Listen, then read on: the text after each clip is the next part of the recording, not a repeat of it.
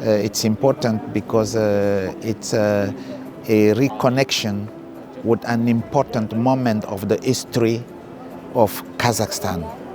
And the fact that many scholars, scientists, archaeologists, universities are brought together not only from Kazakhstan but also from the different countries around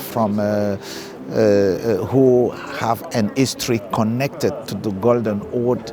It's very important because it will tell the full history, the full knowledge, and how this period was important, and why Kazakhstan should continue to learn about it, because it's important for also the next generation and the present generation. And UNESCO is supporting it and will continue to support this symposium. And that we are very proud to have been associated to it, to have the president attend it, and will continue to support it. Thank you.